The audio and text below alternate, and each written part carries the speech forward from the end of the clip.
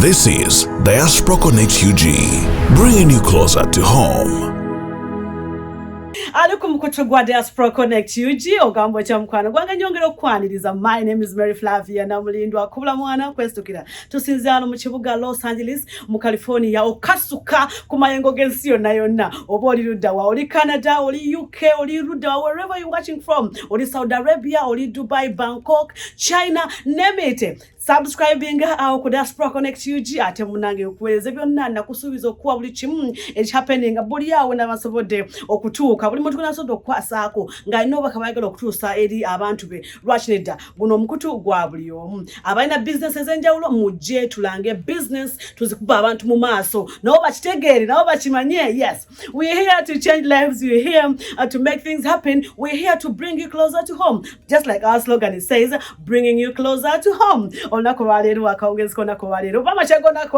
you are, cause different times mu California wabuli wakubacha bwasambika ate mu Boston sawa zanjawulo boge Texas zanjawulo ate wafe Uganda jensi buka na yo budde bwanjawulo. So wherever wasinzira kubanga otwaba mkwano gwange kyakabinyo ate kizamu amaanyi lero nkuletedde omwami muvubuka mbula kalevu mwana mto bamwisani zemwita Mpiima aina manyaga mala aze kolachi Mpiima yomukuba esimbiyewo okuvuganya ku ntebe ya Vice President bwa Unaa ozojiwulira moso ku mukutu guno nakunzize gwekira abantu abenjawulo ku mitendera ejenjawulo abaze okwesimba obuli omu nga atwa manifesto ye nga atusuubize ensi neggulu nga atubule biti byagenda tukolera. Ladies and gentlemen, sagalamba lwise sagalamba koye kambaletere omuvubuka embula kalevu wachibenachi wadipi wajema oba Unaa is tisi ya bibira ne munanga bamwe yawula mu ngena mubuza atunyonyole yasinzidde mu kibinachi obaza independent just like who told us as independent. Oh yes, salonga beka mulumba yatugamba nzenzi nze mu mpaka luluku wa secretary nanga ate kintu ekikwasaganye katulire ate biva ewa Mpiima kali atula ate munange nkome wono mukolo Mpiima atubulire ye aze tukolera ki abali mu North America abantu abali mu America wano abali e Canada anti Unaa egata Uganda North Americans Association egata bana Uganda bonna mu North America kali atula munange ate tuluse tule kanzje.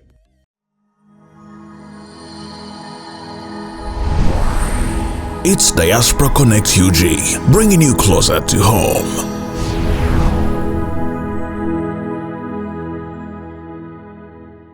Katika tuwanjulile, iView Properties Limited, your gateway to a richer life.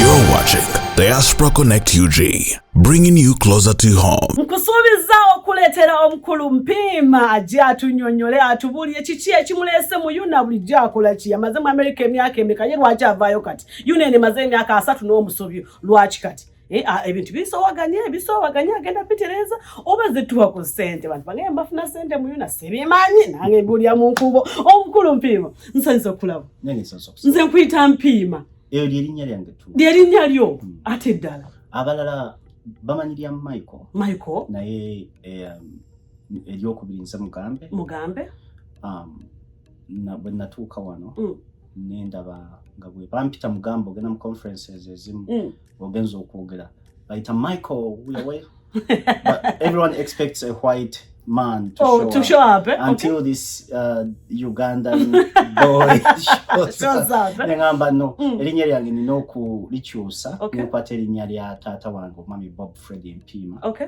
Nendi full first name yange. Oh, so you call Mpiima Michael Mugambe. Mpiima M Mugambe Michael tolimala. Wali sirisa. Nali sirisa. Lwaki wali sirisa? Gwerachi sisa nange paka ngantuse nensango mu America eyeyisese kitoleko. Ngabanji tubalina.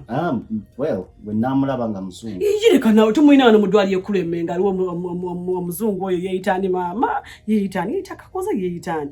Amaze mu Uganda. Omumanyi that dentist. Exactly. Bali bameka munsi. Okay, ina colonial mentality. Okay. Abali abazungu we batufuga nti oyina okufuna erinnya lye erimu ofune n'eryammwe ery'ekika. Okay. So eyembeera tulina okugikyusa. We have to think as Pan-Africans. Tulina okukola bingi okugikyusa. Yes. Nga si kyangu ekyo. kijja kutandikira ku baana bo naabo. N'abange. Yerekerawo okutuma abaana b'amannya g'abazungu kuba tomanyi kye gategeeza. Oyita omuntu Victoria gwe litegeeza ki? Bana onamala ko nono gwe kyaza leero. Angambe tandike n'abaana bange kanima.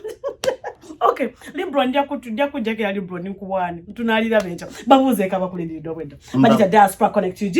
Batudde. Tuyanza nnyo okutukyaza ku Diasporaconnect TV. Amanya gange nze Mpiima Mugambe.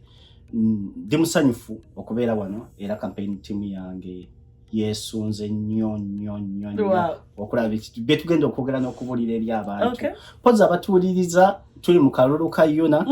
Inze omukulembeze wa Janga Vice President.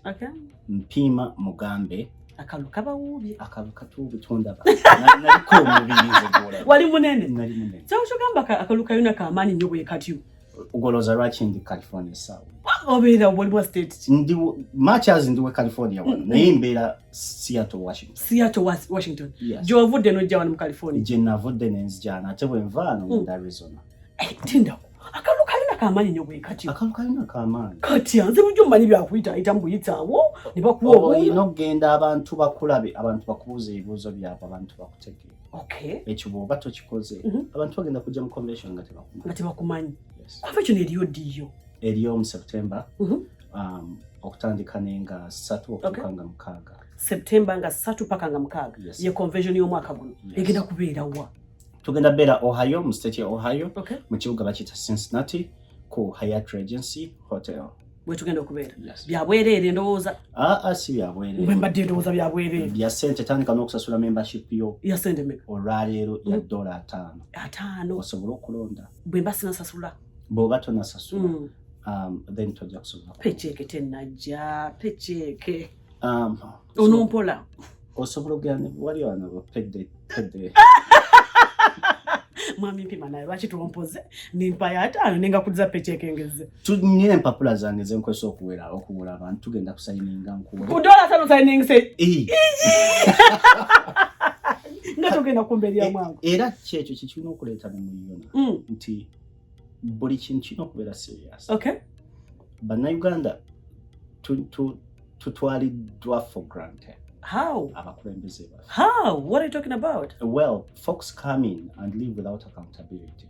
Of course, yes. So njagala buli kintu kye tukola kibereka accountability serious nga kiriko accountability. Chovo on signing sa ku $5. $5. Choka banango omusajja. Gabulira ekyemisana abantu e Uganda. Of course, $1 emitwalo nga 17 n'ekintu. Exactly. Kukitegera bulungi. Kyamisana. Ekyo omuntu aziyako enamba. Juzi wano pandemic relief, government yawadde emitwalo 10. Nezo wali for 40 days. Can you imagine? That's little money. I know. Wano mu America ne Uganda sente nyingi. Of course, yes. Back home it is a lot of money, but here, I mean. That's why you have to say. Mukulu. $5 goka if you are a new member. Okay. But if you are a renewing member, it's going to be $20. $20. Yes. Who am I? Am I a new member? No, I'm not a new member. I'm just renewing. But I have to renew, right? Yes. Before close of. Okay. I'm going to do it. I have to vote. Why should I vote for you, Mpiima? That's a very good question. Why should I vote for you? You should vote for me because you've never had a deal in Unaa like you have today. What do you mean? What do you mean never had a deal?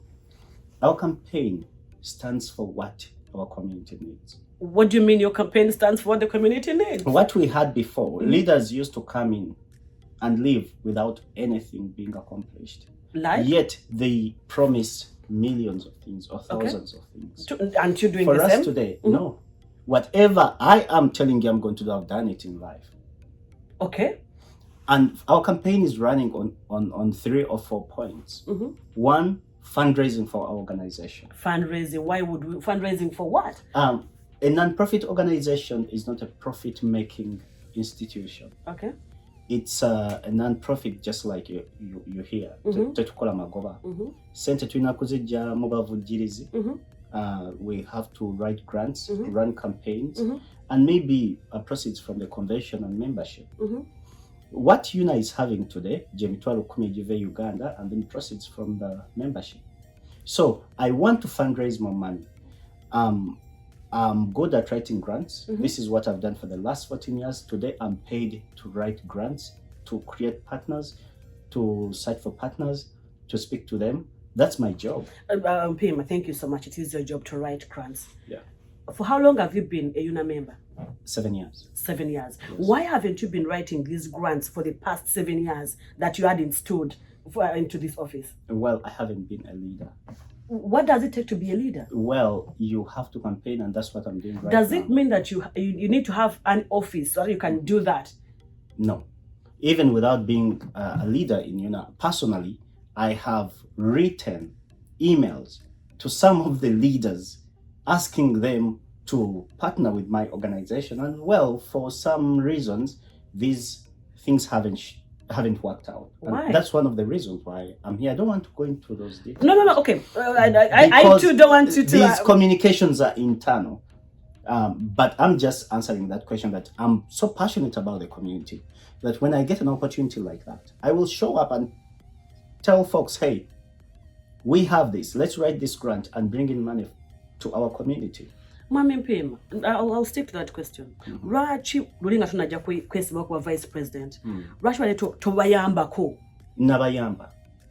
What did it yield? They did not respond.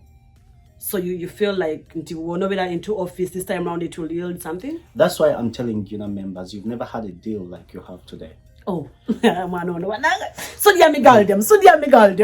Exactly. You are having someone who knows how to do the job. Okay. When I requested some of our leaders to partner with my organization, what's your organization? Immigrant Guide. Yes. Okay. I founded it 2 years ago, and we have fundraised close to $1 million in just 24 months. Okay. So, when I contacted them, probably they failed to understand it. They did not respond in time, and we lost the opportunity. I don't want to put it on them that they did not respond on time. Probably they didn't know what to do. I will give them a benefit of doubt. And because of that benefit of doubt, I'm requesting Unaa members this time to make an informed decision. Do not bring in leaders who don't know what to do. Bring in leaders who know what to do, who have done it. Let me take you back a little bit. Who is Mpiima Mike Mugambe? Mpiima M. Mugambe. Okay, Mpiima M. Mugambe, okay. He's a son to Mr. Mpiima, a father to two, Abasuri Mugambe Chove and Asante Mpiima Mugambe, and a husband to Allen Mugambe, okay, my beautiful wife. Well, I love that. Wow. Allen Mugambe, my beautiful wife. Okay, that's so good. My women would get waganyo to ebintu nate binkolera nnyo. Mukulu Mpiima. Omaze mu America meka. Maze mu America emyaka ngenda koza 10. Myaka gana koza myaka 10. Yes. So kitegeeza badde wano for some good time. Exactly. Mwami Mpiima akola ki? Mwami Mpiima Railo social worker. Social worker. At a theatre instructor. What does that mean, theatre instructor? A theatre instructor, I work with different students from different universities and schools to do participatory theatre. It's a different kind of approach to theatre. It's community theatre. It's not like conventional whereby this is to build communities and transform them from where they are to where they want to be or where they deserve. Okay. Mukulu Mpiima okujjako okuwandika grants nga bw'otugambye kiki kyemba nkusuubira mu nganzi omulonzi agenda okuva ewaffe California ngende Cincinnati nga ngenda kulonda noonya vice president ow'okulonda kiki kyemba nkusuubira mu ng'ogyeko ekyo nti you're going to help the organization into writing grants nga bw'okyogedde. What else? I think saagala to just writing grants. Okay. Writing grants, it's just one of the crystals in a lot more crystals that we intend to implement programs. Gwengo omuntu ogenda kufuna Unaa for the first time egenda kuleetera programs nga organization endala gye zandikuleetedde. Programs ngaki?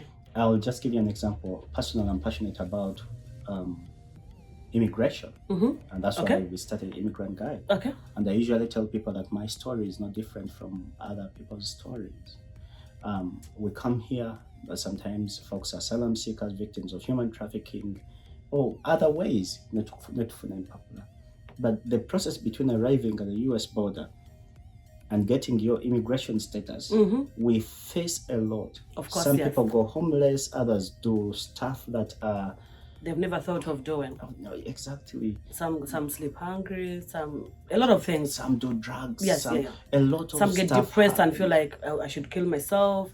A lot of things, just like you said. But do you know that we have all whatever it takes to support those individuals? The only challenge is we haven't utilized those opportunities. How do we utilize them? How do we get to you? And that's why I'm here. And that's why we started the Immigrant Guide. And that's why I'm running for Vice President. We want to change how Unaa supports our people.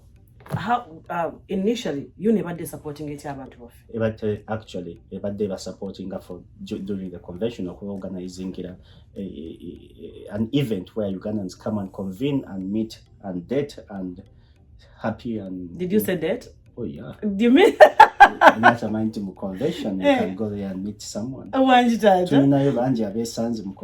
you ever met somebody in the convention? I did not get that chance. Actually, I'm one of those unlucky folks. When I'm convention, better serious. But it's serious. How much about it serious thing? Kubanga bwebulamu bwendimu. Bwebulamu bwalimu. Oba otera okusemberera abantu balala. Nedda mbasembera nnyo ze So gamba abantu bajja mu convention just to mingle, talk here and there, and then they leave? Historically, that's how it's been. Really? Come, meet a few individuals, have your vacation, go back home. So but tukulonda kuba vice president, chichi ogenda okukyusa mu ekyo? It's okay. That's also part of the plan. Let it stay. And actually, let's make it better. Okay. But we want a Unaa that conducts programs to benefit you. We want a Unaa that is going to help you find a pro bono lawyer. Mm-hmm. We want a Unaa that is going to help you access free mental health services wherever you are. Okay. Or programs that are going to build you as an individual. When we talk about building communities, we talk about people transitioning from one point to another point, either through their careers, families, social life, or the way we think. Mister, do we have pro bono lawyers in America? A lot. Really? Ask me for a list, I'll give you 1,000 of them. That's what Immigrant Guide does. Collects all this information, we put it in our database. When you come, we give you access depending on where you are. Wow. And I've done this for 2 years. Have you helped any Ugandans? Very many Ugandans. Stories have been made about Immigrant Guide, how we have supported Ugandans, and not only Ugandans, but also Kenyans, Gambians, Rwandese, Tanzanians, Malawians. Kino mpulira kipya, but thank God you are here. Wekyali ku Diaspora Connect. Eugene Mukulu Mpiima Mugambe yesimbye okuba Vice President wa Unaa 2021-2023, right? Yes. Sanje kya myaka ebiri. Sanje kya myaka. Ng'otuweereza nga nawe kyo kivaamu. Mufunye deal. Tufunye deal. Yeeyita deal. Kyokka banange omwana ono. Mwami Mpiima, njagala ombuulire. Ebbanga lyonna ly'omaze mu Unaa. Buli gy'obeerawo ne beesimbawo ne bakola batya n'obiraba n'osirika. Olowooza Unaa y'omulundi guno cabinet ya Unaa ey'omulundi guno eriko kati. Kiki etakoze? Nja kutandika nga acknowledging a cabinet nti comparing administration gye tulina ne administrations endala ze tubadde nazo. At least emyaka 7 gye mbadde active member mu Unaa. This administration is the best? Exceptional. Do you want to say it's among the best according to Not you? The best, but it's exceptional. Okay. I want to use my words. You want to pick your words right. Yes. It's exceptional. Okay. Nti endala zonna bwe ziba nga zaafuna 2%. Okay. Wakiri ina 30%. Kiki ekigiweesa 30%? Because tufunye ku programs nga zenjagala okuleeta. Ngachi program ojja kulaba nti administration yaffe yatuorganizingira okumanya amateeka g'ettaka Uganda.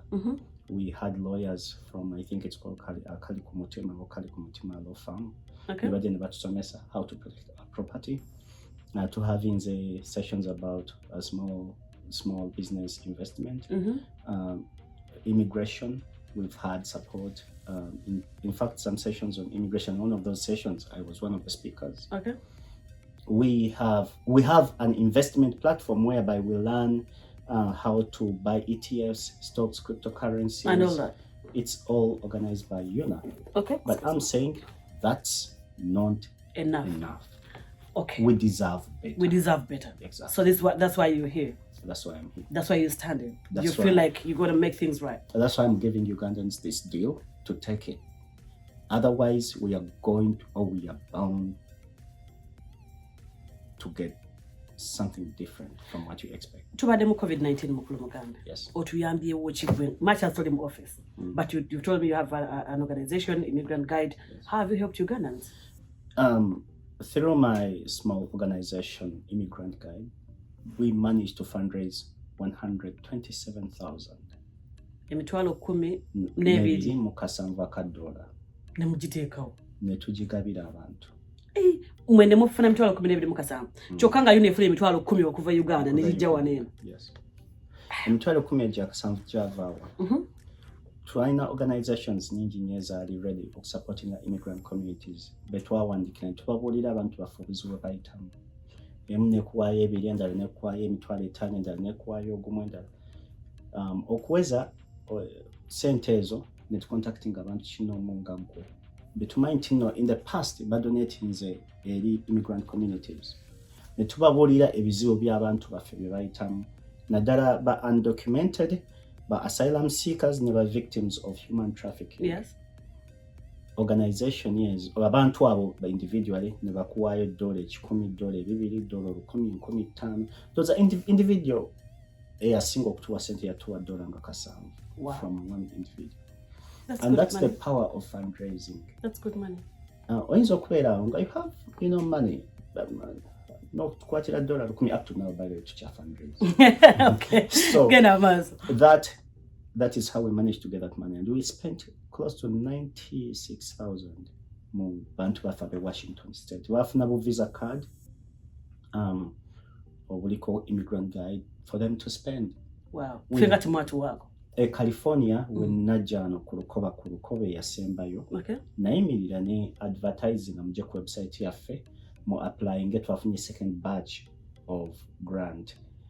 Era sente aba applying abazitwala. Inzenga safuna ngati na applying. Tekisoboka obanga applying. No qualifying. Nchali ne mwami. Waliwo nekibayita qualifying. Okay, maybe I don't qualify. Yes, kubanga kubibuzo betwabuzanga abantu wafuna stimulus check. Ntinedda. Wakola sente meka. Nakola obusente butono nnyo. Goyinza kubanga obwo butono nenga okusinziira ku threshold yaffe gye twateekawo nga sente zaali nnyingi nga tetusobola katika nkubuuze bwe batakulonda kuba vice president ezo na program nga zigenderaawo. Unaa, you as an organization nja kuba efiiridwa naye nja kudda mu organization yange nyongera okuweereza abantu. Lwaki tutuyamba challenge yokka nti through Immigrant Guide nsobola kuyamba abantu bange ab'e California, Oregon ne Washington State. Kuba gye tugezezza okwe-establishinga tetulina capacity egenda mbifonga Massachusetts, Dallas, Maryland, etc. Lwaki muna capacity? Because we are still a young organization that has existed for only 24 months. Oh God.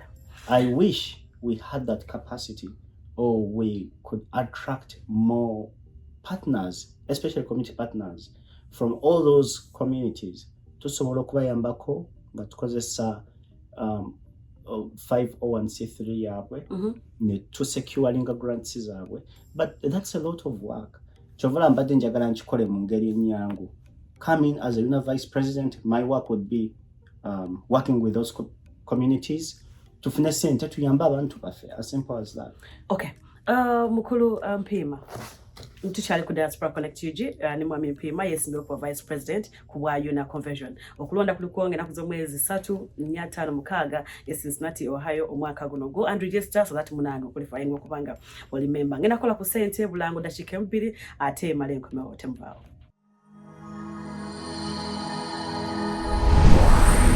It's Diasporaconnect UG, bringing you closer to home.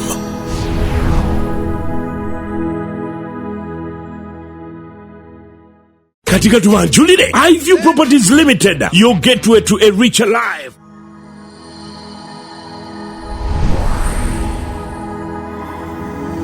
You're watching Diasporaconnect UG, bringing you closer to home. Kulika yoda temu nange mkubula mwoko chine Mary Flavia na mliendu wa kubula mwana kwestu kilanze njimu driver's seat wano zencha zete kamujia weze kabulusozi wembuamuka ate mnange kwa tude kagwe passenger gwe mvuga ona ali ku driver's seat uruyanda ngiri ate wano kakati mnange katutivuge paka tunachibusa abatade mwe sente mu balamye temujango ko Ambrins Beauty and Boutique esangwale liko Owensmouth Kanoga Park itayo gwetaze bitwa basiramu byonna by the way Ambrins Beauty and Boutique bashipinga mu different states so go waga inbox waga njagala hijab njagala sharia njagala nkofira njagala kabani njagala neme njagala kaobwe kati njagala sati njagala buli chimu bajja kushipinga mukwano gwange oboli Dallas oboli Arizona oboli Massachusetts oboli Utah wherever jonobera bija kubanga bikutukako nkyalina omukulu Mpiima tukyanyumyamu mukulu Mpiima bwe tutakulonda ku bwa Unaa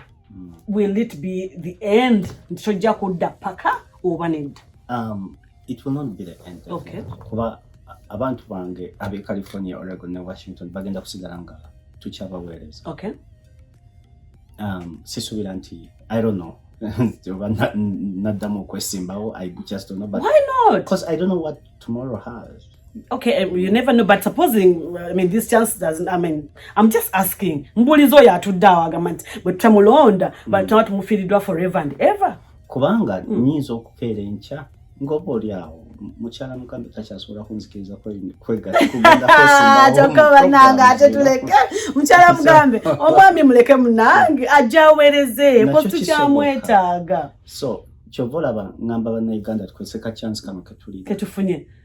Okulonda Mpiima choka banango mwana ono that chance josobola ekintu kino ani omulala asobola gwe mbesimbi obobola mwami Mpiima kyogawo nabo nabesimbi tewali nomasobola naddala ekifo kya vice president tewali wono masobola bwe tubanga twagala okukyusa engeri ekifo ekyo gyekiddukanyizibwamu mbuuliraayo kuba nabesimbiwo asobola okuleka webali munange besijja kumenya mani naye nga kimanyi bangi abesimbiwo tuli basatu ffe muli basatu ani nani sisobola bamenyawo abantu babamanyi eno show yange eyo mbadde manyi ogenda bba waayo entegala boyi banaye otidde nnolo kati no tewali kutya kati ku budde bwange lwaki ntawanya bannayuganda oba omuntu atanakyagenda mbakolera mbabulira amanyage kati kankubuuze bwe nzirukanyamu ki gy'olaba office ya vice president wa Unaa gyeddukanyiziddwamu obubi gwe kyoyagala okutereeza? Ekisooka office ya vice president olina okubeera gwe mukwanaganya wa communities n'abantu. Okukwanaganya kitegeeza kyogenda kuyamba communities ezo okubeera ne programs. Abaana oba abavubuka babeere ne programs zaabwe. Oba oyagadde n'abakyala babeere ne programs zaabwe. Olete programs za immigration, olete small businesses, obaletere opportunities ezo zonna. Okay. Njagala ompeeyo program emu oba bbiri aba vice presidents betubadde nabo kale sijagamba musanji naye mbisanje bibiri ebisatu ebiwadde ze baleese anti nze ndi mupya sinaba kuzitegera bulungi leza yakazibaddewo ojagenda obuuza ezinaba zibaddewo tezibaddewo I stand to be correct nange omwana ono omukulu Mpiima mpulira Unaa erimu obukuubagano here there. Gwe ng'ajja kuba vice president ogenda kuyamba otya okuba nti tuba ne executive sekimu ng'enkuyege nti president bw'agamba nti kino ne vice nakkiriza ne secretary n'agamba kyekyo ne treasurer n'agamba nti kyekyo? Thank you, that's a very good question. Era ekyo ngenda kutandika n'okuviirako emabega. Okay. Obukuubagano obwo bujja butya. Okulonda kwe twalina ekikago abantu beesimbirawo mu ttiimu. Nze ndi timu gundi, nze ndi timu gundi. Timu zezo olusinga ziri aligned to political parties. Okay. Era we mbadde nzirako naye tugende maaso. Ne twesanga nga tufunye president, secretary ne treasurer nga bava mu timu emu. Ne baleetayo vice president ava mu timu endala. As president, treasurer ne secretary bava mu timu ki? Bava mu timu emu. Timu ki eyo? Sigenda joke. Okay, genda maaso. Ye vice president nga ava mu timu endala. Ne twesanga nga onoomu alinga awulira nti bano abalala bamulwanyisa ate nabali bawulira nga ono abalwanyisa omu. Kwegamba ne wabawo okusika omugwa in between. Ne tufuna okusika omugwa. ensonga egireeta eviira ku teams. Okay. Nga tugenda okusolvinga obukubagana buno oba n'okumaking sure nti executive yaffe eddako tebeera nabo. Balina members tulina okulonda omuntu ali ready okukola nabana abantu abalala. Olwaleero teams zino zikyaliwo. Tezivangawo.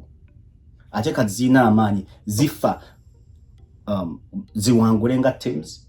Ebigambo ebisongovu mubirabe engeri gibiyitiŋŋana. Kati olowooza otya nti Vice President ava mu ttiimu endala zonna singa ttiimu eri eyitamu agenda kukola ne ttiimu eyo? Simple logical question. Okay. Mpulira. Nsaba Bannayuganda ekyo bakitaase kireme kuddamu. Okay. Tusobole okulonda omuntu nga bw'ayitamu ttiimu endala ne ziyitamu asobole okukola nabo. Kati kansoke nkubuuza mwami Mpiima. Bw'abanga mukyala Henrietta oba Natoro ayina ttiimu gy'agiddemu omu ku bo n'ayitamu. Vice President tuyina Madam Bavuga, tuyina mukulu Bakasara, tuyina omukulu Mpiima. Omukulu Mpiima ono agiddemu ttiimu ki? Ali yekka bonna munigina. Talina ttiimu. Does that mean nti bw'oba oyiseemu tookole n'ono anaaba ayiseemu as a team? But it means actually when bampisemu ndi ready okukola ne any of them kubanze sina muntu gwe nekwira. My contract is with you, the electorate, not to these individuals. Okay. My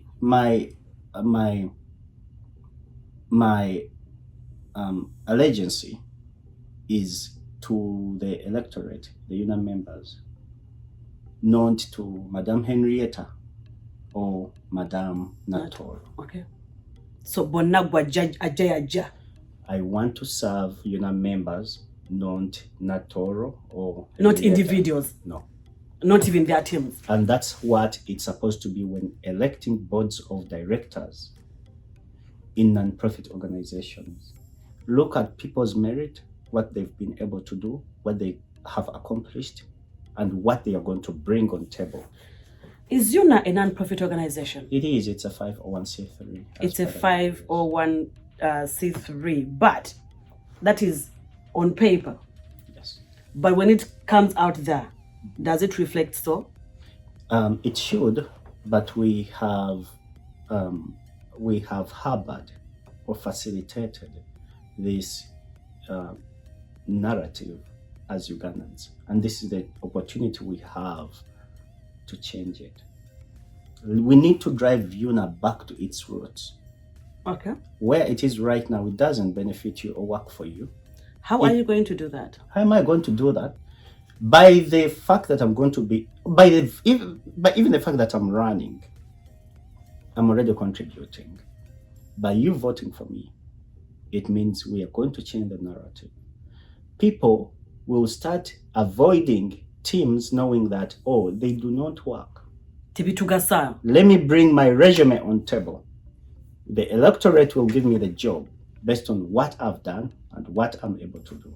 What are Unaa's roots, if I may ask? Unaa's roots, 501c3. We are a non-profit organization that was founded 33 years ago to support and empower Ugandans in Northern America and also bring them together. But today, it's like an organization where Ugandans show up to party every September. And also an organization where we conflict and abuse ourselves on WhatsApp groups. Have you had? I think you've heard about the 100,000 that the government of Uganda gives this organization. Yes. What does it help, according to you? Because you said you've been active for 7 years. Have you benefited from it, or did you just receiving and that's it? I congratulate the Uganda government for wasting taxpayers' money. Wow. Okay. You did a great job. What do you call wasting? You mean the government giving Unaa $100,000? That's wasting taxpayers' money? 100,000 to do what? Answer. To do what? Okay, 100,000 to do what? To facilitate the conversion. you pay for the conversion. Yes. Your money can facilitate the conversion. It's not enough. Who told you? I'm just saying. We hide behind the Community Development Fund, money sent out to communities that they are going to develop the community. Just give me an example of the development you've seen in your community as a result of those funds. I want you to give me just one development your community has had since that money started flowing to the United States accounts. Okay. Very simple. So long as that money is wasted on michomo, beer parties, in parks, and to facilitate boat cruises in the particular or various communities, that money is an absolute waste. So what you're trying to mean is that once you get into office, this money won't come anymore? Or I do not have the power, but I want that money to come and support Ugandans in the best way possible. We talk about development. That money is supposed to advance you from where you are to where you want to be. I don't know. Probably you might have a business idea. I want you to apply to Unaa and ask for a small grant. But let me tell you something. I want that money be sent to your account so that you invest in your business to better yourself. That means you will send more money back home. You will make more investments in Uganda. That's community development. I want that money to come to pay for one Ugandans or some Ugandans tuition in community colleges or universities, buy them textbooks. That's community development. I want that money to come and conduct programs for our youth, maybe teach them their mother tongues or languages, etc., etc. That's community development. But if that money is sent to our community organization to run to organize beer parties, michomo, park, and boat cruise, the Ugandan government is wasting our parents, our brothers, our poor Ugandans' taxes. Or you get the Shoko applying for that money for a business. $100,000 can't be enough for everybody to apply for it. Not everyone is going to apply for it. And that's why we have an application process. Application means you're going to be vetted, you are going to be eligible. Your application should meet some criteria. And if we fund you, it means we're not going to fund you the next time. Another Ugandan with a better idea is going to come. And we need to have a monitoring and evaluation structure or system to make sure that that money has results.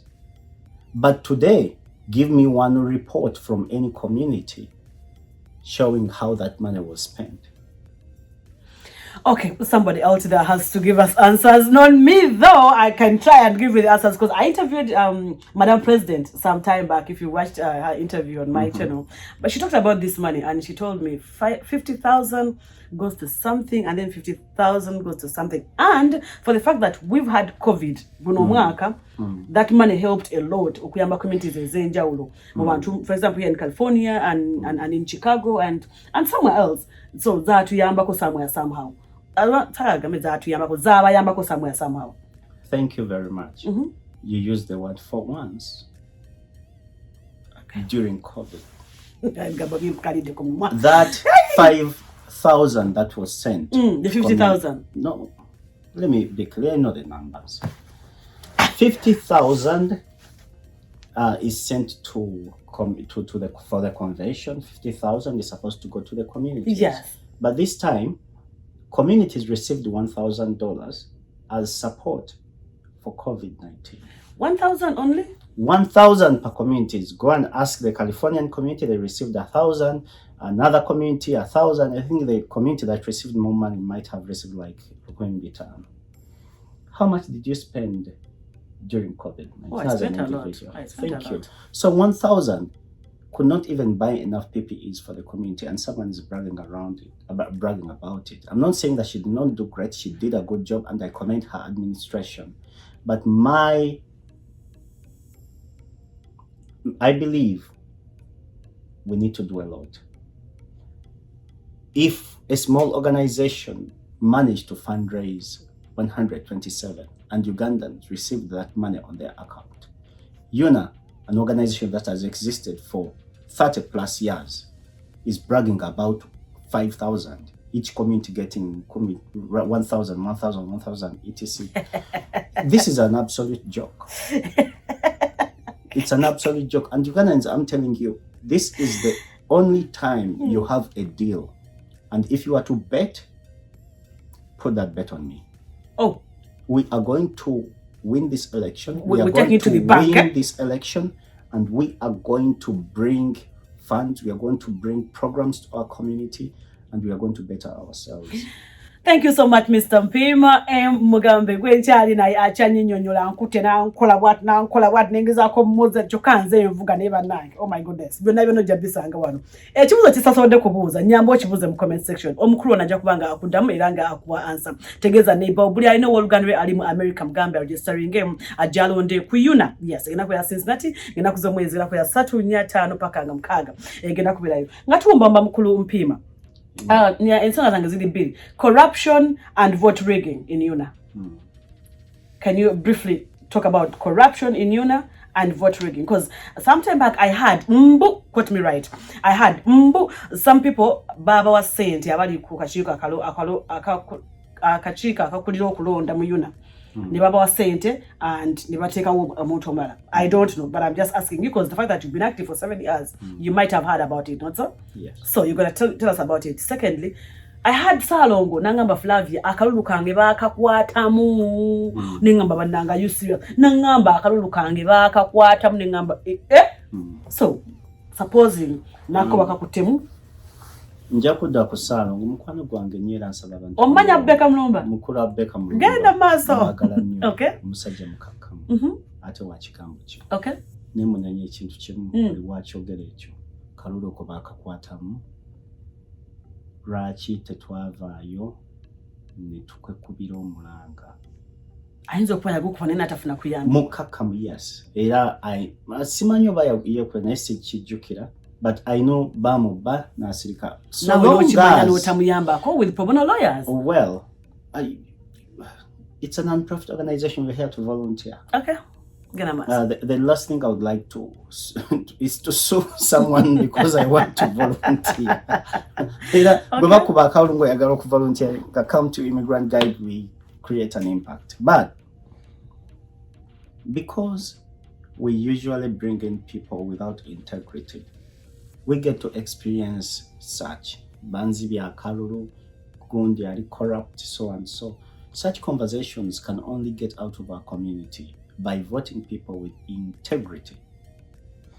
Omuntu inga nebwaba nga tewaliwo omuntu yenna asobola okugamba kino sikyange sijja kikwatako. That's integrity.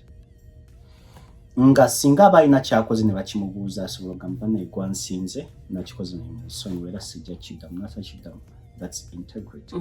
Abantu baffe olwaliro betwina, the fact being they come in and promise a lot and leave without doing anything, that's lack of integrity and lack of accountability. The fact being they can come in and play around with Unaa monies or funds. You've had historically, we've had such issues. That's lack of integrity. Again, there is one problem. Umuntu wabanga tawebwangako sente kuziddukanya lwaki tumuwa sente zaffe aziddukanye. Unaa members, we need to start questioning some of these things. We need to ask for accountability. We need to ask for accountability. Oze or promises ebintu 10 ovuddewo tolina kyokoze kyokka tetutte na buvunaanyizibwa kukubuuza lwaki. It means we haven't created an avenue for accountability. That's a sick approach to leadership. Okay. We have a deal, and this is the time to take that deal. Unaa members, vote for Mpiima M. Mugambe for Unaa Vice President. Chibadire. Vote for Mpiima M. Mugambe for Unaa Vice President. We have that deal. Take the deal. Okay. Ku Diasporaconnect kwoli era kwobadde kwokyali nkyakuleetera ebintu bingi nnyo ebisanyusa ebiyigiriza njagala oyige ate munange naawe oganyulwemu. Ngenda mubuuza ekibuuzo kyange ekisembayo ate munange tube nga tukusiibula. Omukulu Mpiima, omuntu ali e Uganda aganyulwa atya mu Unaa? Oba ye tebimukwatako? Ekyo nno kibuuzo kirungi. Okay. Much as Unaa yatondebwawo okuyamba abantu baffe abali mu North America, Canada, Mexico and United States. Tekitegeeza nti abantu baffe abeeka tebabeeko kye bafuna. Okay. Njagala Unaa ebeere omukono gw'Abannayuganda mu diaspora gwe basobola okukozesa okukola projects nga okuzimba amalwaliro, okuyamba abantu baffe. Ndaba abantu bangi bajja ku TV maze ebbanga bwe liti nsula bweru, abaana tebalina kyakulya, abantu we batyo. We need Unaa to be a hand to offer that support. Charity is good. Philanthropy is, it's a definition of a sane community. Tukozese Unaa ng'ekyokulabirako. Abakulembeze baffe betulina olwaleero bakomendinga bakikoze, bagezezzaako batwala masiki e Uganda. Mbasiimye to a certain extent, but I believe a lot needs to be done, and probably with my leadership we're going to do a lot. So yenkola eyo gye tulina okukolamu. Bw'obanga osobodde okuŋŋaanya emitwalo 5 okuva mu convention, gyako omutwalo gumu gugende guzimbe oluze Nakigoza, oba gugende gugule ekyuma ekyetaagisa mu ddwaliro e Kasangati oba Eidinda. Okay. So Bannayuganda baffe engeri gye basobola okubenefita mu Unaa. Yes. Okay. Nzijukira regime y'omukulu Mande Atiko yakola yatwako emifaliso Savo Hospital in the North, and then kundo batuyo masks. I saw Madam Henrietta antwale masks. Yes. Kati kundoza kula mwetusubirayo MRI machine. Big stuff, because we always think big. Mukulu Mpiima, Uganda bakuzaalawo? Nze Uganda nzaalibwa Kyaggwe. Oli munnaKyaggwe? Ndi munnaKyaggwe. Okay. Bubiro. Mbeera Kansanga, omwami Papa Fred Mpiima. Kyokka tebanziika Mukasa. Muyenga? Nedda. Bukasa side ze Temangala awo. Okay. Manyi nti Muyenga nti omwana ono bamuziika mu kibuga wakati. Nsaba osibula abatulaba mukama wange ate. Pozi abatulaba mbebaza nnyo olw'obudde bwe mutuwadde. Mbebaza nnyo okubanga mulaba program yaffe ya Mary Flavia. Nze Mpiima Mugambe. Ndowooza nti Unaa tusobola okugikyusa ku ngeri gye kusupportingamu oba gye kusavingamu gwe Munnayuganda. Kyekiseera ekyokukola informed decision. Olonde omuntu oyo agenda okubenefitinga oba okugasa. Okulonda okujja mu September nga 4 nga 5 Cincinnati, Ohio. Londa Mpiima. Ayina kyakozeeko. Ayina leadership experience. Azimbye organizations, azimbye structures. Amanyi okuwanika grants asobola okuleeta ensimbi mu organization yaffe. Kyokka amanyi n'oku-implementinga programs ne projects ezeetaagisa. Va ku bantu be bakuleetera obuleetezi. Ti londo ono londo oli. Nga tebasobola na kweyogerera.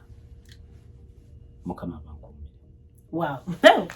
Akudira mu luyimba taluwoomya. Sisobola kubanga nzira mu bigambo by'omukulu Mpiima Mugambe agambye nti mulonda nnaku zimwe zibakubeeranga 3, 4, 5 mukaaga wali eri Ohio, Cincinnati.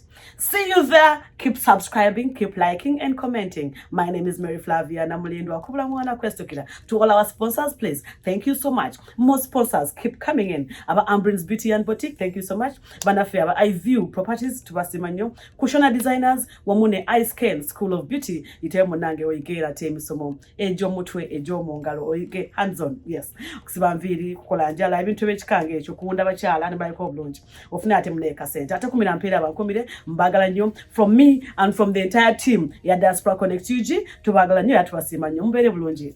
Mweraba.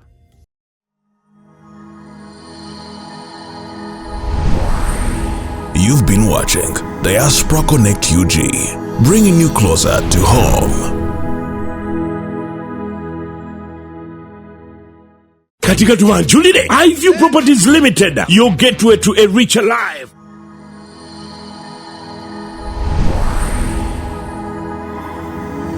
You're watching Diasporaconnect UG, bringing you closer to home.